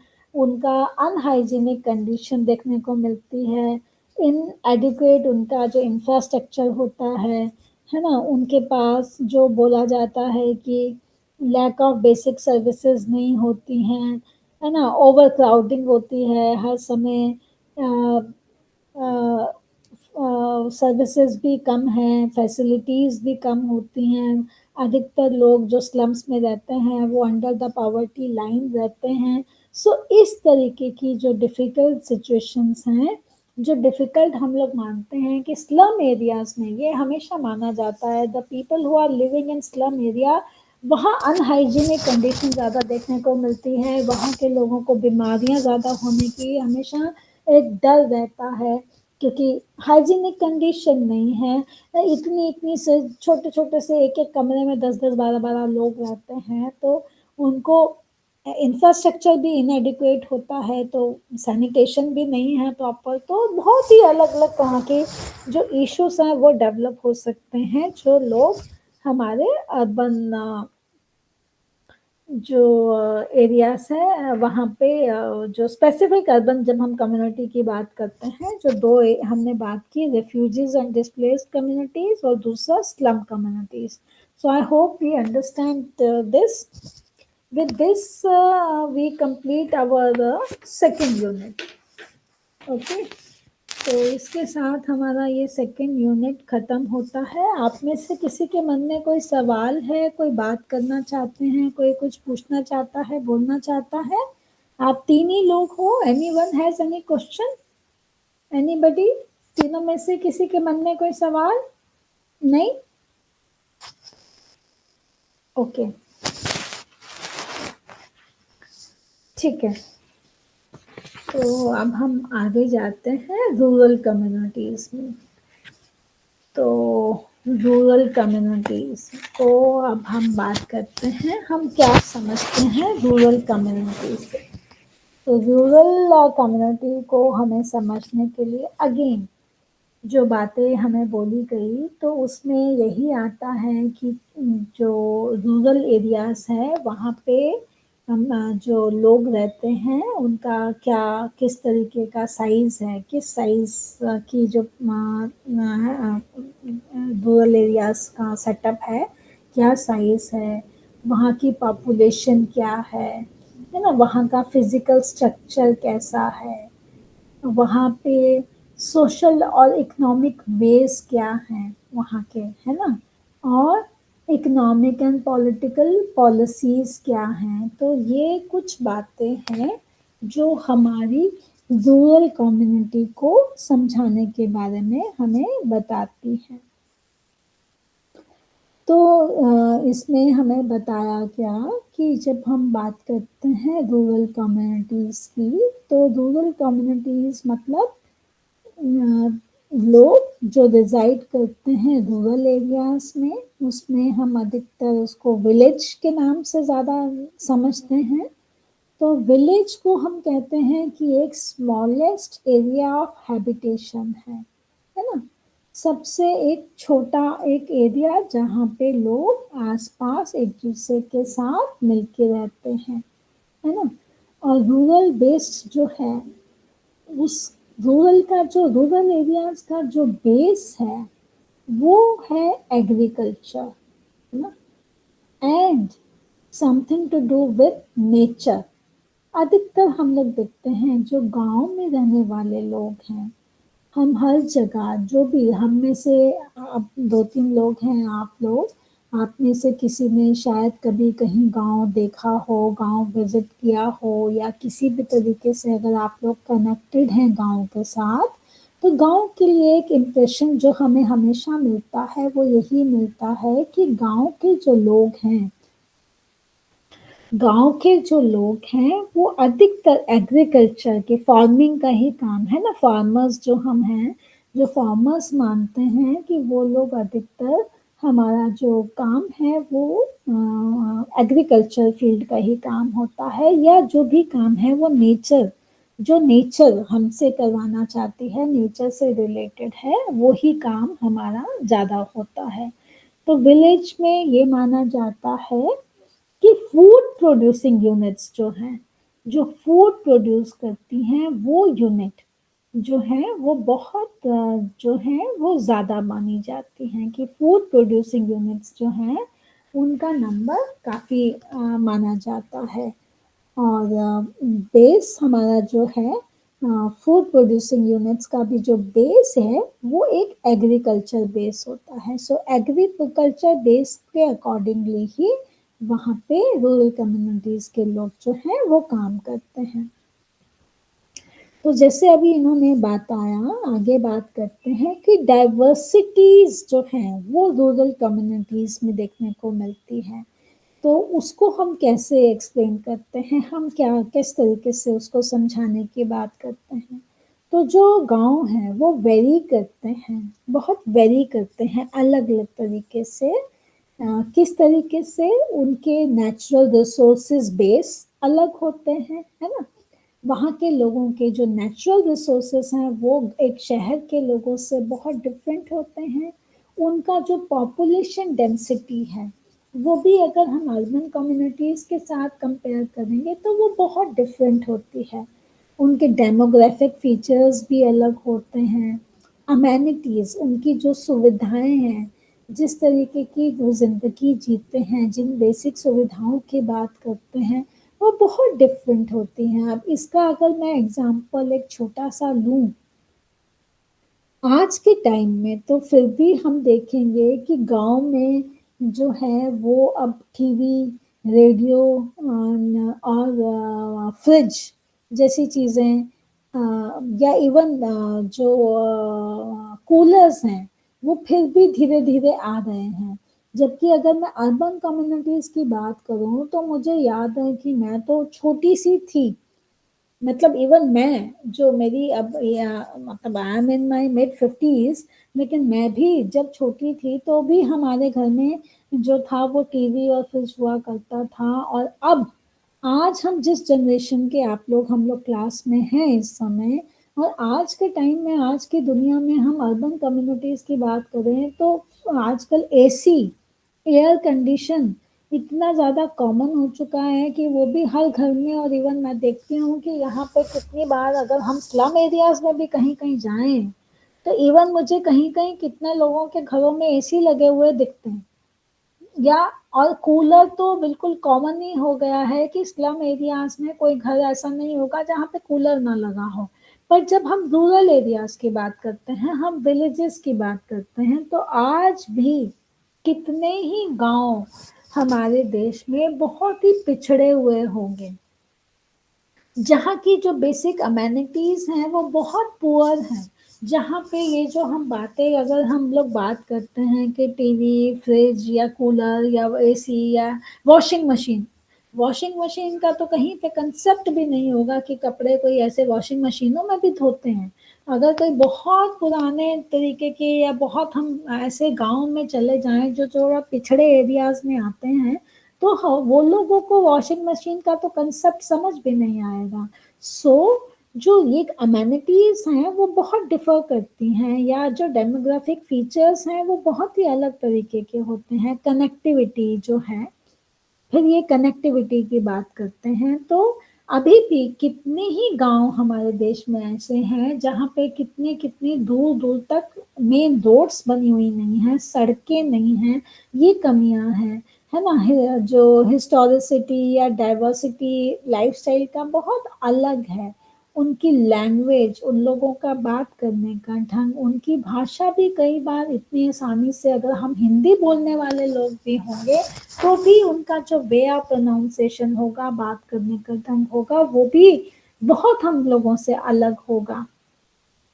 उनके जो कल्चरल फीचर्स हैं, है ना, वो भी कल्चरली भी, कल्चर अगर हम कहें तो हम लोग अधक हद तक, हम अगर सिटीज में रहते हैं, हमारी कल्चर, हमारा लाइफस्टाइल, हमारा जीने का ढंग सब कुछ इतना डिफरेंट होता है कि हम कितनी बार, अगर मेरे आज भी कई बार मैं बोलती हूँ कि मुझे विलेज सेटिंग में जाना है, मेरे को विलेज लाइफ देखनी है, मैंने देखना है विलेज में कैसे लोग रहते हैं, किस तरीके से काम करते हैं, क्या होता है। तो ये सब चीज़ें कितनी बार हम लोगों को ऐसे देखने को मन करता है, हम लोग देखते हैं, करते हैं। तो ये है। तो इसके अकॉर्डिंगली हम लोगों को अपना लाइफ को जीने का ढंग है। तो उनकी जो प्रॉक्सिमिटी टू सिटी सेंटर्स है, और जो उनकी जो कितने ही ऐसे गांव हैं जहाँ की जो पॉपुलेशन है, उनकी मेजॉरिटी जो है वो बहुत ही यंगर जनरेशन के लोग हैं, माइग्रेट कर रहे हैं। बहुत हमारी जो यंग जनरेशन, अब आप देखिए कितने विलेजेस जो थोड़े थोड़े एडवांस हो रहे हैं, जहाँ पे बच्चे थोड़े थोड़े पढ़ के निकल रहे हैं, उनके जो बच्चे पढ़ लेते हैं तो they don't want to stay in the village life, है ना। वो लोग कोशिश करते हैं कि जॉब सर्च के लिए they migrate to different cities, है ना। सो वो एक जगह से दूसरी जगह माइग्रेट करते हैं। सो ये सब चीज़ें जो हैं हम लोगों को ये हम डाइवर्सिटी, जो हम रूरल कम्युनिटीज़ की बात करते हैं, उसके ये फीचर्स हैं जो काफ़ी इम्पोर्टेंट हैं। यहाँ पे एक ये 2001 का जो सेंसस है उसमें यहाँ पे एक फिगर दी गई है, 6,38,365 विलेजेस हैं हमारे देश में। और ये यहाँ पे बोला गया कि 72% ऑफ पॉपुलेशन आज भी हमारे देश की जो है वो लिविंग इन विलेजेस है। और उसमें से 58% जो हैं they are the labour force ना। सो वो एक लेबर फोर्स है जो उसमें रहते हैं। सो रूरल सोशल स्ट्रक्चर, और इसमें ये बात की गई जो कास्ट सिस्टम और जो इंटरकास्ट रिलेशंस है, है ना, वो एक अलग तरीके का है। वहां पे एक जजमानी सिस्टम है, जजमानी में कास्ट सिस्टम, और जो जमींदार वाली जो प्रथा होती है कि हायरार्की में कि हाँ जी वो ऊपर की कास्ट वाला लोग है, उसकी कुछ प्रिविलेज है, तो गिव एंड टेक वाला कि एक जो इंसान है उसका काम है कि वो सिर्फ दूसरों को देगा और वो किस तरह की सर्विसेज उसके बदले में दूसरों से लेगा। तो इस तरह की जो जजमानी जो सर्विसेज हैं, जो सिस्टम है, ये हमारा विलेज सेटिंग में ज्यादा देखने को मिलता है। और यहाँ पे बात की गई कि अनब्रोकन हेरिडिटरी वाली चीजें जो है, मल्टी डायमेंशनल रिलेशनशिप्स की भी बात की जाती है। और जो फैमिली और किनशिप रिलेशनशिप है, मतलब ज्वाइंट फैमिली सिस्टम को आज भी अगर हम लोग बात करते हैं तो जॉइंट फैमिली सिस्टम जो है वो आज भी एग्जिस्टेंस में है। बहुत ज़्यादा उसके उसके ऊपर जो है वो दिया जाता है। और पॉलिटिकल और इकोनॉमिक जो कनेक्शंस हैं, जैसे विलेज में तो पंचायती राज सिस्टम है ना, या जट पंच, ये चीज़ें जो हैं ये कॉमनली देखने को मिलती हैं। अगर मैं बात करूं तो आप लोगों से बात नहीं हुई, अब आप तो 2 लोग रह गए हो, तो अगर आप लोग इंटरेस्टेड हो तो जैसे मेरा जो फील्ड है वो काम करने का चाइल्ड प्रोटेक्शन है। तो हमारे चाइल्ड प्रोटेक्शन सेक्टर में भी जब हम बात करते हैं, कुछ भी करते हैं, तो हम विलेज लेवल पे विलेज लेवल हम चाइल्ड प्रोटेक्शन कमिटीज की बात करते हैं कि विलेज लेवल में भी चाइल्ड प्रोटेक्शन कमिटीज होनी चाहिए। कि विलेजेस में हम पंचायत राज की बात करते हैं, पंचायती राज सिस्टम को भी कितना रिकॉग्निशन हमारे देश में मिला है। तो उन जब जगहों की इस तरीके से बात करते हैं तो ये एफिलिएशन की बातें हमारे लिए काफी इम्पोर्टेंट रहती हैं।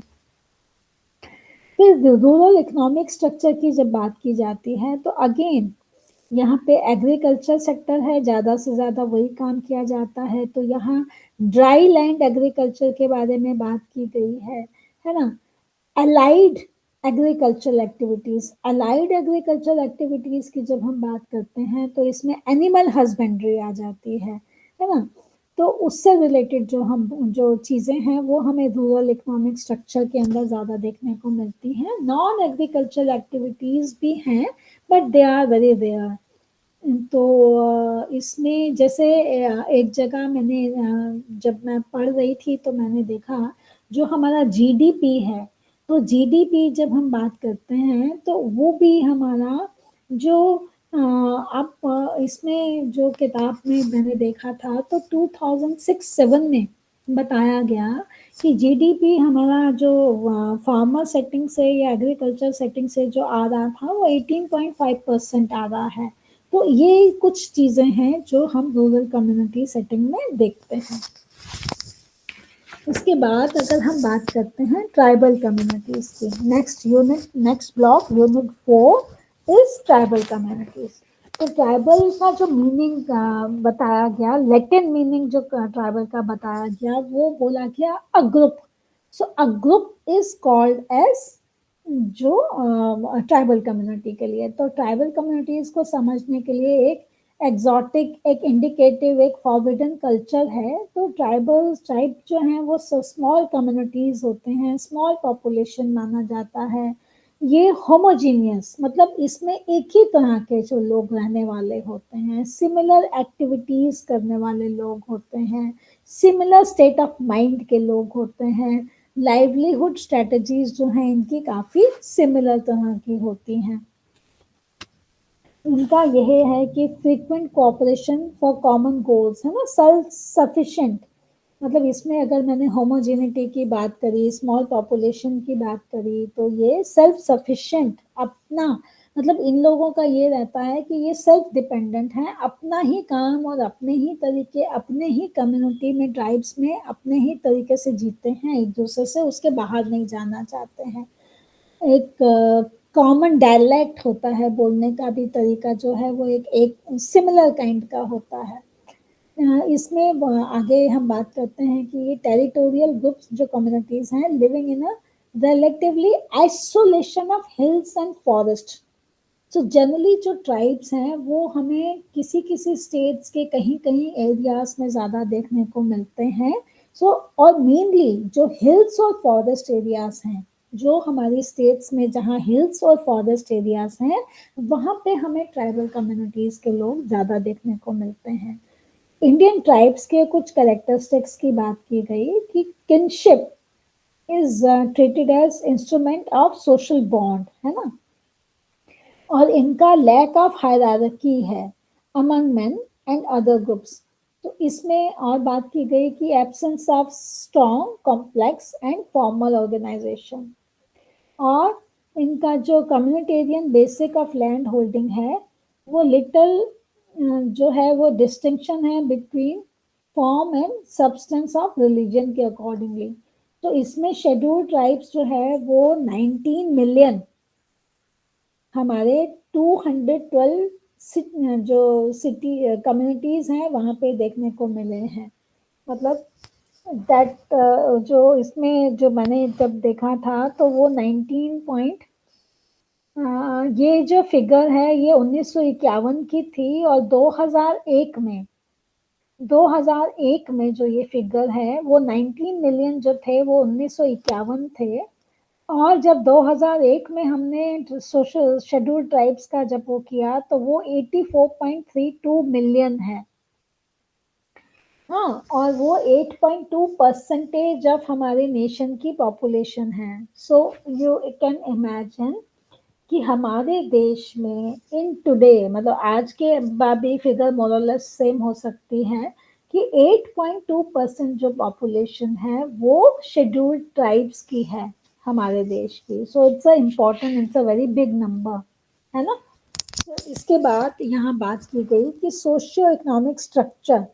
तो सोशियो इकोनॉमिक जब हम स्ट्रक्चर की बात करते हैं तो सोशल स्ट्रक्चर में है कि दे आर यूनिक, ये यूनिक है ईच ट्राइब के लिए।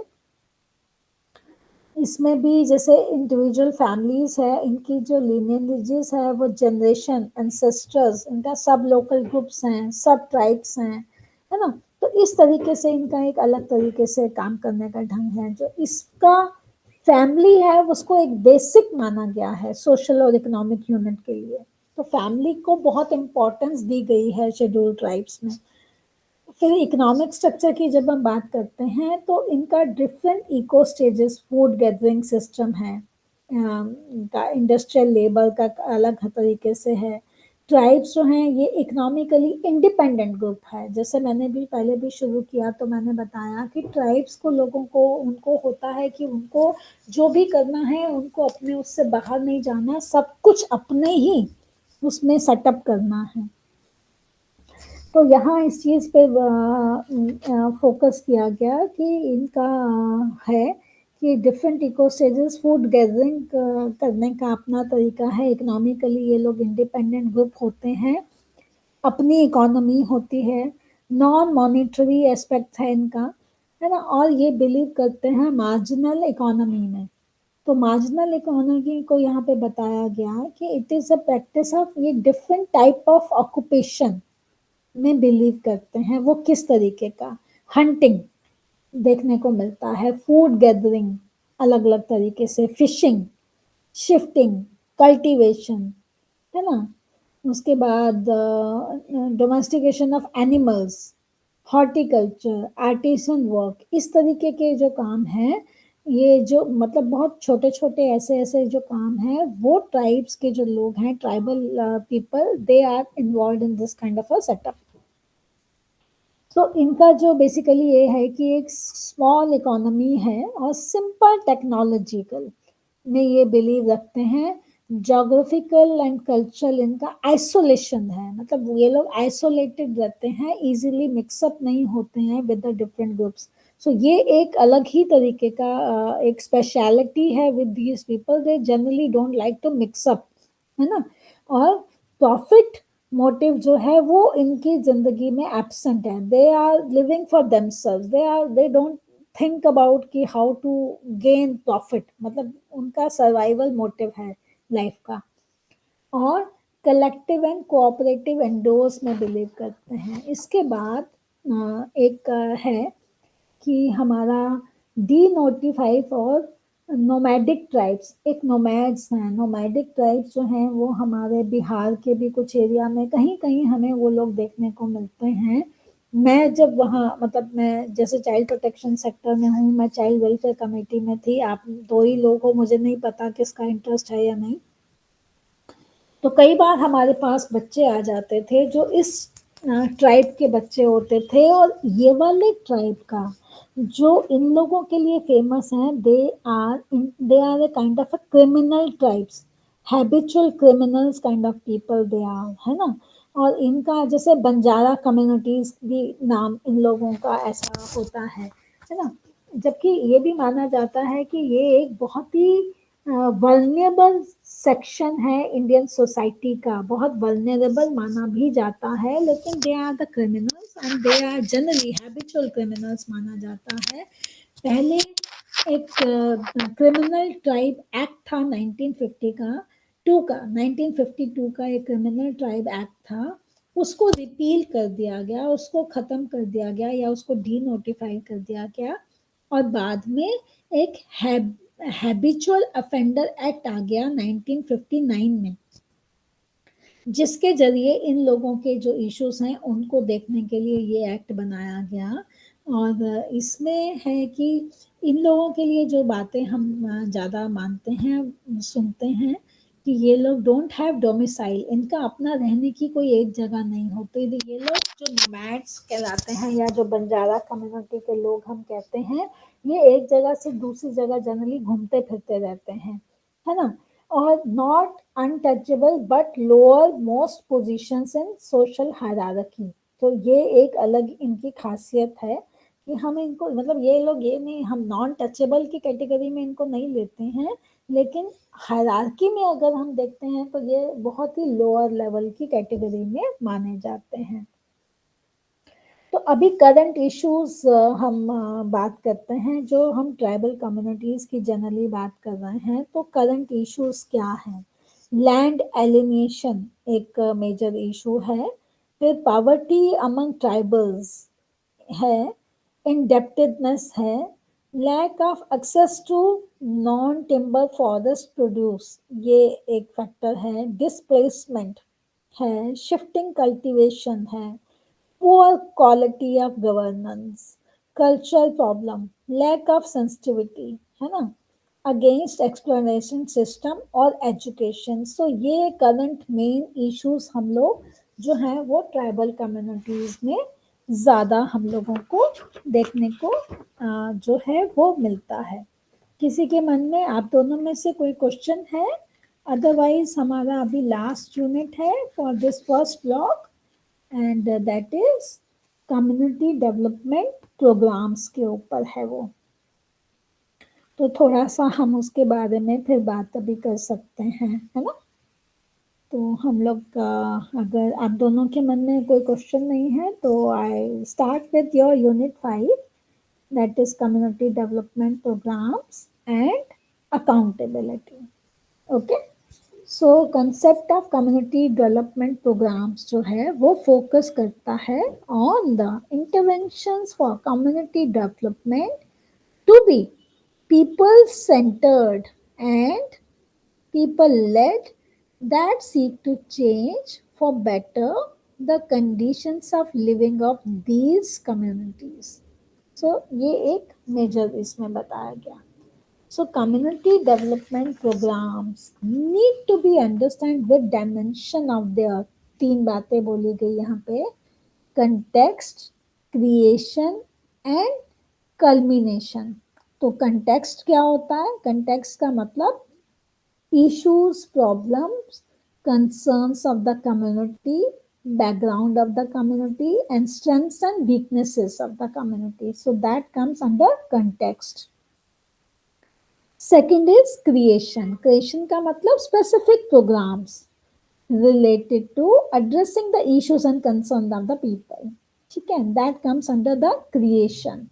Third is culmination. So culmination is when we say that the way a program reaches its goal and with clear identification of people. So that comes under culmination. So this is how they have explained this, कि community development programme को हमको ये 3 dimension से समझना है, context, creation and culmination. Okay, so now community development है ना, concept of community development. तो कंसेप्ट ऑफ कम्युनिटी डेवलपमेंट के लिए उन्होंने बोला कि देयर आर 2 टर्म्स ना, कम्युनिटी एंड डेवलपमेंट, और दोनों का ही जो मतलब है both are which need some understanding. तो कम्युनिटी जो है हम कह रहे हैं कि it's basically relatively self sufficient population residing in a limited geographical area, bound together by feeling of unity and interdependency. So this is how they have explained. So concept of community development is basically, it says it is a process by which the efforts of the people themselves are combined with those of government authorities, to improve the economic, social, and cultural condition of communities, to integrate these communities into the life of the nation, and to enable them to contribute fully to national progress. तो आप इसको समझ रहे हैं, मतलब basically ये एक process है जिसमें हमें एफर्ट्स करने हैं कि किस तरीके से जो गवर्नमेंट जो है और जो अथॉरिटीज़ हैं वो इम्प्रूव कर सकें इकोनॉमिक, सोशल और कल्चरल कंडीशंस कम्युनिटीज़ की, ताकि इंटीग्रेट कर सकें कम्युनिटीज़ को और एक नेशन को हम किस तरीके से एनेबल कर सकें, है ना, नेशनल प्रोग्रेस को उसको बढ़ा सकें, उसके तरीके से इसको समझाया गया। So basically it says कि community development is a collaborative, facilitative process undertaken by the people, who share the common purpose of building capacity to have a position, a very positive impact on quality of life. So there are certain approaches, it has been explained that they have explained here the certain approaches, which are the important approaches, how do we understand community development, which are the important approaches to do the community development. So here they say that it has certain important approaches to build on strengths and existing resources. It's important to build on strengths and existing resources, encouraging inclusive processes.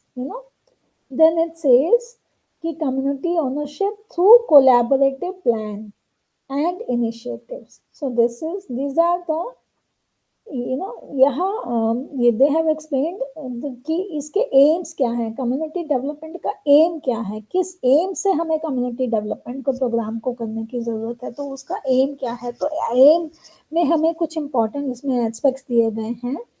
तो M जो है वो है इसका create करना कुछ equitable condition को, जिससे कि उनका हेल्थ और वेलबींग के लिए काम किया जा सके, उनकी इम्प्रूव करना हेल्थ और प्रॉस्पेरिटी को कम्युनिटी का एज ए होल। तो एज ए होल मतलब हमें कम्युनिटी के लोगों की हेल्थ जो है और प्रॉस्पेरिटी के बारे में इम्प्रूव करने के लिए कम्युनिटी डेवलपमेंट के थ्रू ये काम करना है। फोस्टर करना है कि सस्टेनेबल कम्युनिटी इनिशिएटिव्स लिए जा सकें, है ना, उसके बारे में करना है। कि सेल्फ सफिशिएंसी, कि कम्युनिटीज डेवलपमेंट के द्वारा हम कम्युनिटीज में सेल्फ सफिशिएंट उनको बना सकें, इसके लिए काम करना है। फिर इंक्रीज करना है personal worth, dignity and values, है ना, कम्युनिटी के लोगों का जो है वर्थ, डिग्निटी और वैल्यूज को लेकर के काम करना है। अवेयरनेस जनरेट करना है, रिजॉल्व डिफरेंट जो इश्यूज हैं कम्युनिटी के, उसके लिए काम करने के लिए। So these are the 5 main aims. जब हम कम्युनिटी डेवलपमेंट प्रोग्राम के बारे में बात करते हैं तो यहाँ पे ये 5 हमें एम दिए गए हैं। अब यहाँ आगे बात किया है कि कम्युनिटी डेवलपमेंट की वैल्यूज क्या है। सो अगर कम्युनिटी डेवलपमेंट हम करना चाहते हैं तो उसके लिए हम क्या मतलब what are the important values, why it is important. तो ये सबसे पहले हम बात करते हैं सोशल जस्टिस की।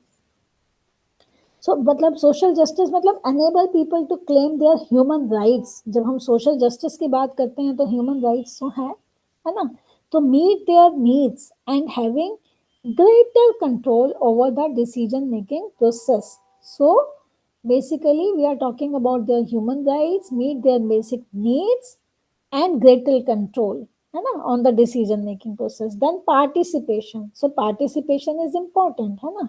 So participation says कि facilitating democratic involvement by the people in the issues which affect their lives. So then that is important. The next is equality. So equality means challenging the attitude of individual and the practices of institutions and society, which discriminate against and marginalize people. The next is learning. So learning is recognizing the skills, knowledge and expertise that people contribute and develop by taking action to tackle social, economic, political and environmental problems. So learning मतलब हम लोगों को लोगों की social, economic, political and environmental जो problems हैं उसको समझने का हमें जो है स्किल्स, नॉलेज और अपनी एक्सपर्टीज जो है उसको डेवलप करना है. कोऑपरेशन. सो कोऑपरेशन मतलब working together. So working together to identify and implement action based on mutual respect of diversity. So that is something which these 5 values are given: social justice, participation, equality, learning and cooperation. तो इसके बाद जो है इन्होंने बोला कि community development और community work में क्या डिफरेंस है. तो कम्युनिटी डेवलपमेंट जो है उसको यहाँ एक्सप्लेन किया गया that it is refer to a process और a way of doing something है ना, which entails the mobilization, participation and involvement of local people on common issues important to them. So basically हम जब community development की बात करते हैं तो वो एक प्रोसेस है जिसके थ्रू हम जो अलग अलग ये बातें हैं, जो अलग अलग इश्यूज हैं, उसको उसके ऊपर जो उनमें हम लोगों को मोबिलाइज कर सकें, पार्टिसिपेट कर सकें, उनका इन्वॉल्वमेंट हो लोगों का कि जो भी उनके इम्पोर्टेंट इश्यूज हैं उस पर काम किया जा सके. जब हम कम्युनिटी की वर्क की बात करते हैं तो कम्युनिटी वर्क का मतलब एक ऐसा इनिशिएटिव लेना, ऐसी एक्टिविटीज करना है ना जो डिलीवर कर सकें कि लोकल लेवल पे लोगों को इन्वॉल्व करें, कम्युनिटी के लोगों को पार्टिसिपेट करें, but it is a user.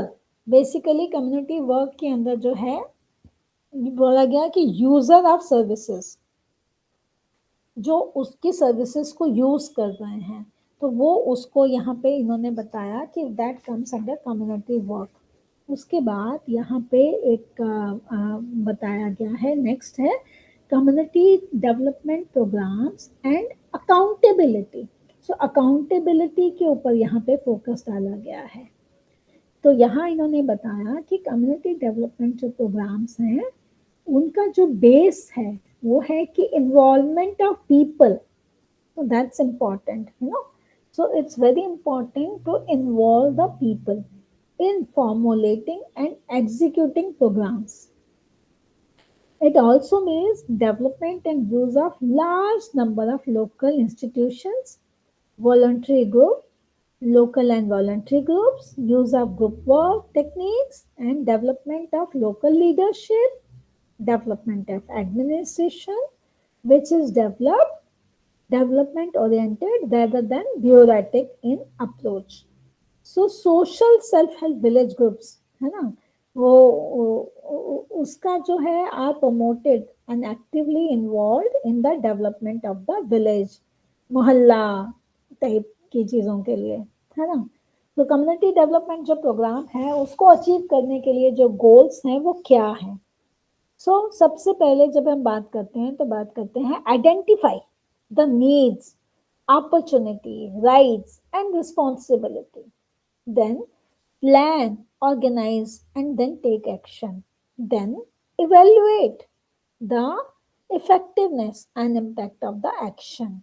Then ये सब करने के लिए and to do all these things in way which challenge oppression and tackle inequalities, किस तरीके से हम कर सकते हैं। अब यहाँ बात करते हैं अकाउंटेबिलिटी की। सो जब हम अकाउंटेबिलिटी की बात करते हैं तो कम्युनिटी डेवलपमेंट जो प्रोग्राम है उसमें उसका implementation of programmes for reaching the goal in such a way कि accountability issues are taken care of, है ना। सो ये इम्पोर्टेंट है। तो इसमें बोला कि कम्युनिटी डेवलपमेंट जो प्रोग्राम है has to have inbuilt components of monitoring and evaluation. जब हम अकाउंटेबिलिटी की बात करते हैं तो हम मॉनिटरिंग एंड इवेल्युएशन की बात करते हैं और ट्रांसपेरेंट अकाउंटेबिलिटी की बात करते हैं। तो यहाँ बोला गया अभी कंसेप्ट ऑफ अकाउंटेबिलिटी को हम कैसे समझेंगे। तो इसके दो एलिमेंट्स हैं, दो बातों हम करते हैं जब हम अकाउंटेबिलिटी के कंसेप्ट को समझने की बात करते हैं। एक है आंसरेबिलिटी, कि आंसरेबिलिटी, यू आर आंसरेबल। अगर आपको कोई काम करने को कहा गया है तो आप उसके लिए आंसरेबल हो। और दूसरा है एनफोर्सेबिलिटी, कि एनफोर्स करने की पावर, वो जो भी काम आपको काम का करने को कहा गया है आप में इतनी क्षमता है कि आप उसको एनफोर्स कर सकते हो और उसको चला सकते हो, उसको शुरू कर सकते हो, मतलब इतनी क्षमता आप रखते हो। तो अकाउंटेबिलिटी के अंदर जो है ये दो बातों का काफी इंपॉर्टेंट रोल है, आंसरेबिलिटी का और एनफोर्सेबिलिटी का। सो अकाउंटेबिलिटी जो है वो देखा जाता है पॉलिटिकल और मैनेजरियल अकाउंटेबिलिटी के उसमें, कि डिसीजन जैसे लेने के लिए, किसी भी चीज़ का लेने के लिए और कोई भी टास्क को कैरी आउट करने के लिए और परफॉर्मेंस क्या रहेगी उसको देखने के लिए हमें अकाउंटेबिलिटी की ज़रूरत पड़ती है। अकाउंटेबिलिटी के साथ हम कहते हैं अकाउंटेबिलिटी ऑफ हु टू हुम, मतलब कौन अकाउंटेबल होगा, हु टू हुम। अगर जैसे अगर मैं हूं तो अगर मेरे को कोई काम कहा गया तो मैं किसके लिए अकाउंटेबल हूँ, हु टू हुम। अगर आप मैं हूँ, हु हो गई, टू हुम मतलब मैं किसके लिए मैं जवाबदेही हूँ, मेरा को आंसरेबल किसके लिए हूँ। So this is important, these two things, अगर who to whom is again very important. or purpose of accountability and how it is to be operationalized are key to put place, you know, proper accountability मैंने mechanism के लिए ये important है। तो इसमें accountability में जब हम मैकेनिज्म की बात करते हैं तो इंक्लूड करता है citizen participation in public policy making, participatory budgeting, public expenditure tracking, citizen monitoring और पब्लिक सर्विस डिलीवरी, है ना, citizen advisory board, advocacy campaign, these are the part of accountability mechanism, है ना। सो ये पार्ट है इसके। यहाँ पे इसके बाद यहाँ बताया गया कि जो अकाउंटेबिलिटी है कि and principle of accountability, characteristics और प्रिंसिपल्स क्या हैं अकाउंटेबिलिटी के। सो अकाउंटेबिलिटी इज पर्सनल, मतलब कि authority can only be delegated to one person. Accountability के लिए एक पर्सन को जिम्मेवार ठहराया जा सकता है। इट्स वर्टिकल, मतलब from top to bottom accountable होते हैं। तीसरा इसमें बोला गया मतलब ये डेलीगेट जो करता है सुपीरियर टू सबॉर्डिनेट अकाउंटेबल होता है। ये हम लोग चीज़ें जब हम आप लोग जॉब में भी कोई हो या करते हो या हम देखते हैं कि हमेशा ही ऊपर से नीचे आता है अकाउंटेबिलिटी, तो ये वर्टिकल होता है। और इसके एक और जो इम्पोर्टेंट इसका है प्रिंसिपल या characteristics, that is it is neutral, मतलब ये neither a positive nor a negative concept. Excellent results are recognized, but failures may involve sanctions, including withdrawal, modification of working system, etc. So accountability के हमने तीन principles या characteristics की बात करी कि ये personal भी होता है, ये वर्टिकल भी होता है और ये न्यूट्रल भी होता है। So these three are important nature, because ये वाले जो चीज़ें हैं जनरली अगर इस पे क्वेश्चन 4 या 5 नंबर वाला ही आएगा ऐसे सब्जेक्ट्स को लेकर के, उसके बारे में भी हम लोग बाद में बात कर सकते हैं। अभी मोरलेस इसमें रूरल कम्युनिटी डेवलपमेंट प्रोग्राम के बारे में बताया गया कि ये पहले जो रूरल डेवलपमेंट प्रोग्राम जो था वो लॉन्च किया गया आफ्टर इंडिपेंडेंस इन अक्टूबर 1952 में। 55 डेवलपमेंट ब्लॉक्स में जो था उसको डेवलप किया गया। फिर ऑर्गेनाइजेशन की बात की गई कि ऑर्गेनाइजेशन जो स्ट्रक्चर था वो डेवलप किया गया to undertake community development projects, है ना। तो उसके बारे में यहाँ पे बताया गया कि वो सेंट्रल, स्टेट, डिस्ट्रिक्ट और ब्लॉक लेवल्स पे जो था उसको ध्यान देने की बात की गई।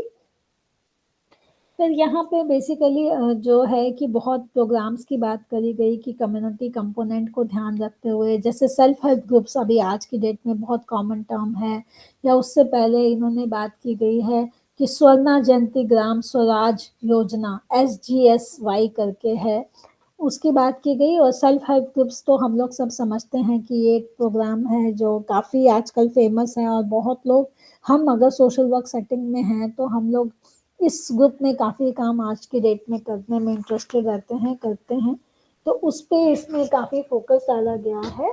उसके बाद इसमें जो है वो बात की गई है,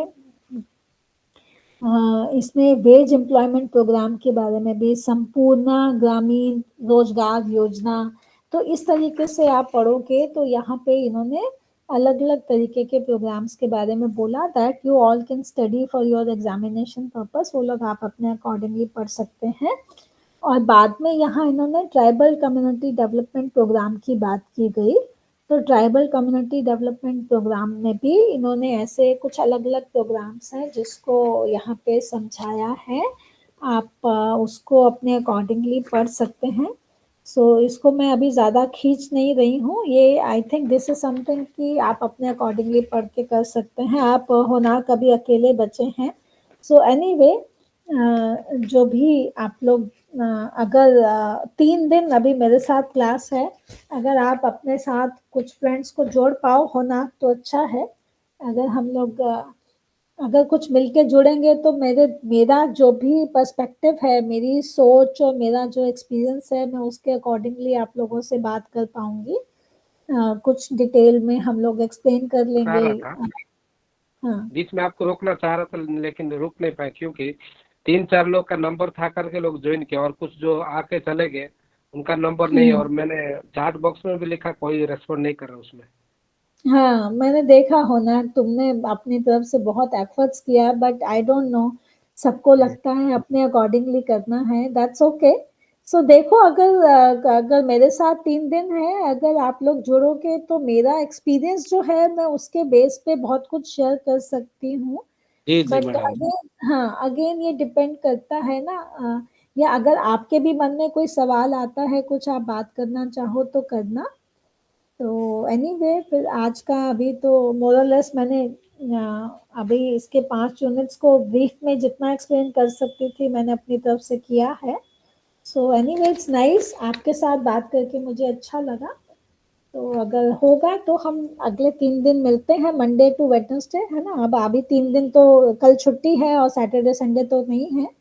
सो कमिंग मंडे अगर होगा, अगर आप लोग आएंगे, अपने कोई फ्रेंड्स को जोड़ पाते हो, मिलते हैं हाँ, तो मैं बहुत अच्छा। मंडे ज्वाइन करूँगा मैडम, नो हाँ, प्रॉब्लम। चलिए, ठीक है, thank thank you, all the you. Best, okay, bye bye.